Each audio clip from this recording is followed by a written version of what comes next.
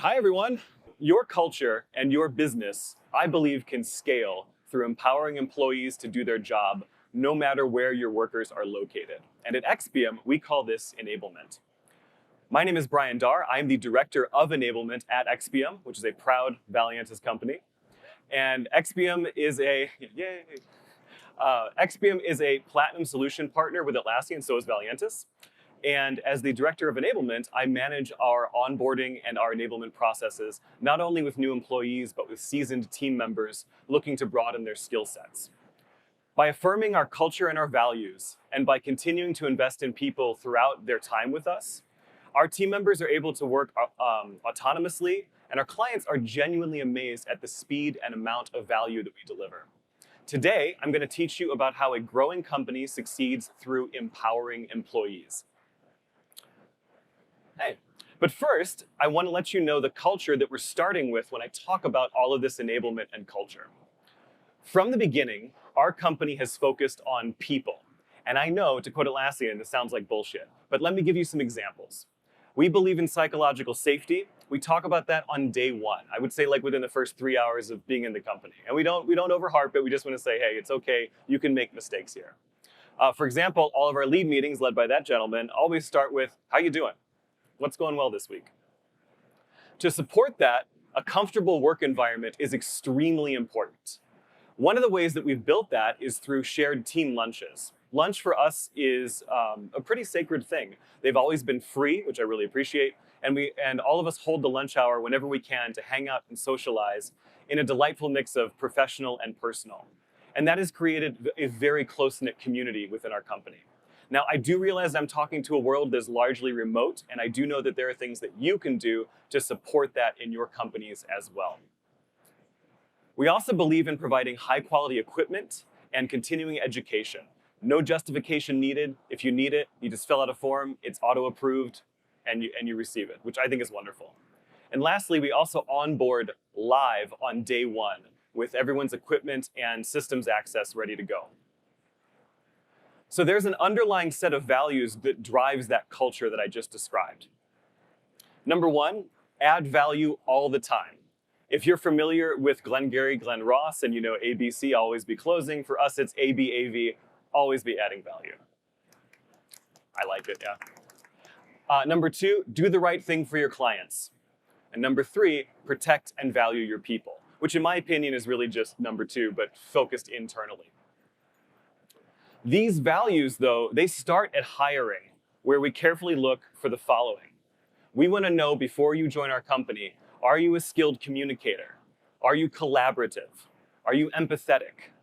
Are you a producer? In other words, do you do the work? I know a lot of people talk a big game, but we need people that'll actually do it. Are you a problem solver? Are you a continuous learner? And are you teachable? Now, I absolutely love working with people that fit these criteria. And my coworkers, I can honestly tell you, are a joy to work with. They're all wearing blue out here, being very supportive. So if you talk to any of them, you'll find that they are really delightful human beings. Originally, and this is intentionally blank, originally, new employees learned through osmosis and very little formal structure. As demand for our services and luckily repeat demand grew, however, we discovered that we were no longer able to teach new hires both culture and job expertise naturally. People simply couldn't interact like they used to. As we got bigger, our organic growth through osmosis started to feel a little haphazard and strained. When that happened, we knew we needed additional processes and tools to handle the scale, but just enough of each, because we don't want to overburden ourselves. So that's the culture and the history that's hiding behind this talk. I want you to know this because much like people, process, and tools, if something upstream is wrong, the downstream things don't work. You have to have a solid culture to make this work. And that culture is reinforced and perpetuated through our onboarding and enablement, which is the core of what I'm going to talk about today. Onboarding. Currently, onboarding starts on a Thursday and usually runs for about 2 days. Starting on a Thursday is easy for new employees because it gives them a few days in between jobs, a couple days off, they can reset. And it's a lot easier for us internally as well because I think everyone understands just how hectic Mondays are. it can be really hard to carve out the time to focus on a new person, and that first moment is so important.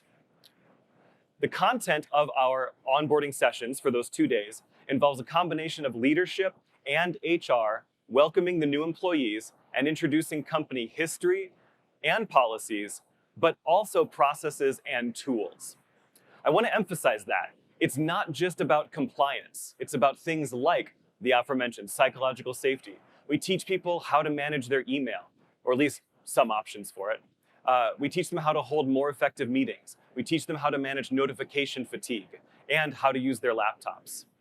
Also, this winds up setting the tone for the rest of our relationship.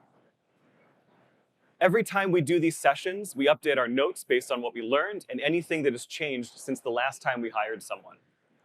And we also coordinate frequently with company leadership to make sure that we have codified the culture and the policies for those sessions and are up to date with any changes. This is a particularly important point. Leadership is involved with every interaction because leadership is also doing the onboarding.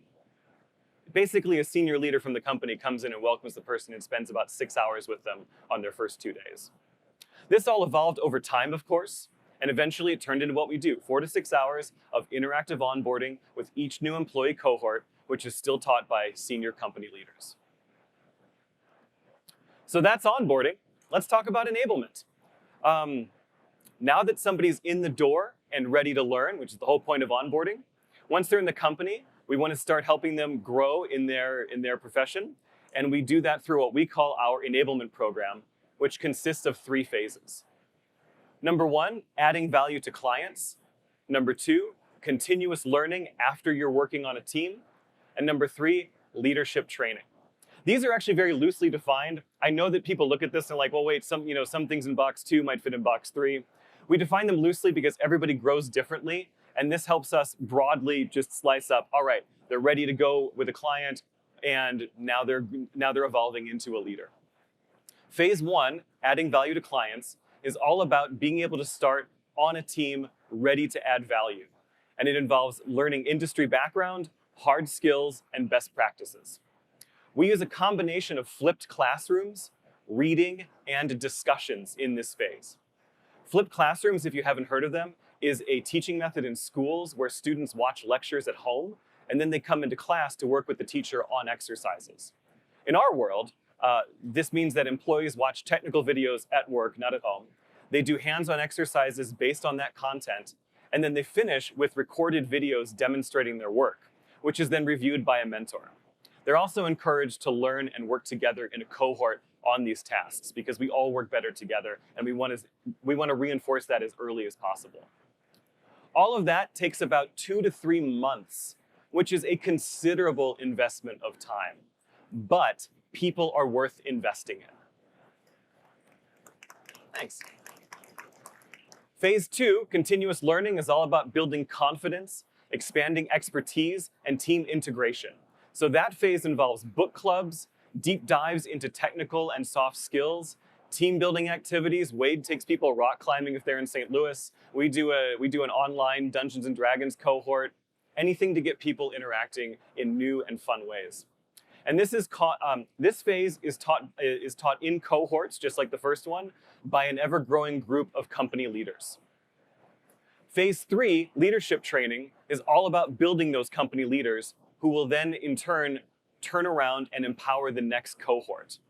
Replicating yourself is another one of our core values. In our company, we never appoint leaders. We let them rise naturally. This means that we don't promote anyone beyond their effectiveness. And conversely, leaders rise very quickly into roles yet undefined. The idea of unfettered growth is also something that we reiterate multiple times throughout onboarding and enablement.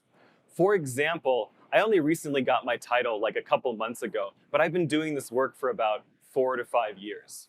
It just maybe seemed time to slap a label on it. So that's great for a small company. But let's talk about scaling. For every major role in our company, such as a developer or a consultant, we run them through those 3 phases. As demand for new role-based training grows, we look for opportunities to create new tracks. As people create new roles, It's somewhat like, I think, like heading out in a covered wagon. They chart their own path, wheels may break, oxen may die, but as more and more people follow in that role, we then want to lay down rails to move people as smoothly and quickly across that well-trod path as soon as possible. To empower managers, we created an internal menu of enablement products that they can use to guide their coworkers' growth. This menu, it's basically a big table, but it includes the value of the module, it includes high-level contents, estimated duration, when they should start, everything a manager needs to know when choosing what to suggest to their team members for that learning. To scale the delivery and development of enablement, I hearken back to the value of replicating yourself. We have empowered many company subject matter experts and leaders to create new content, review exercises, be mentors, and lead discussions. For quality control, we also solicit anonymous feedback every time someone completes a major module, just because it's good to have oversight, but mostly we want to push the teaching and the value down as far as we can to the people as fast as we can. So how do we track all of these employees and their excellent work? You probably know the answer based on the conference this is being presented at. It's Atlassian. We use Jira for task tracking and communication, and we use Confluence as a hub of knowledge and information. So we put our policies and our tool tips and all that stuff in Confluence.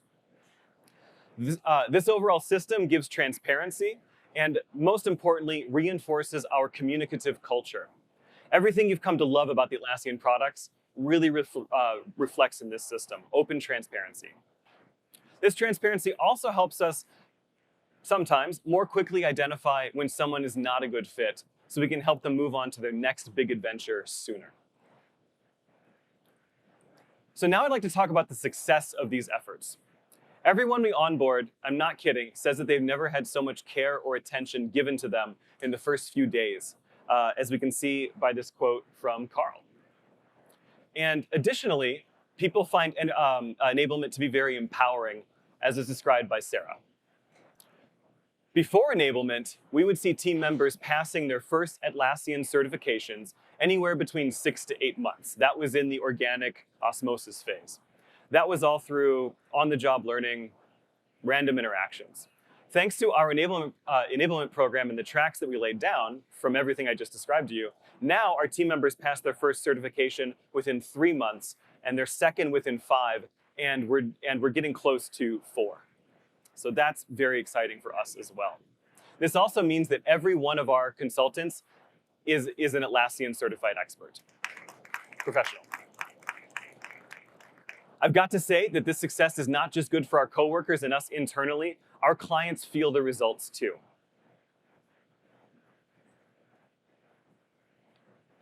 Lastly, I'd like to speak briefly on the principles that make all of this possible.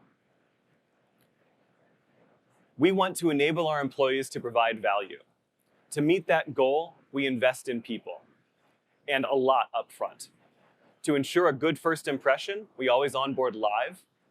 To build relationships, we onboard in cohorts. To allow people to grow at their own speed, we try to use subscriptive self-paced learning wherever possible. To maximize effectiveness, we use just-in-time learning. And to increase retention, we repeat major principles many, many times throughout the employee lifecycle. For example, day 1, you hear all about our culture. We do a repeat of that 3 months later when you can finally contextualize it. I hope that this talk has inspired you to continue developing your own outstanding programs. If you'd like to chat after this talk, now or in person later or online, I love discussing this stuff. So please do reach out. I'm very easy to find on LinkedIn. And before I go, I want to be sure and thank the people that have made our enablement program possible. Tony Hartsfield, Wade Cornett, Vicki Murphy, Sam Ayers, Jason Kidner, Elizabeth Wheeler, Josh Selesnik, John Bauer, Steve Terrelmus, and of course, Michael McNeil, who has always been a champion of education in the workplace and doing the right thing. And lastly, thank you, everyone, for your kind attention.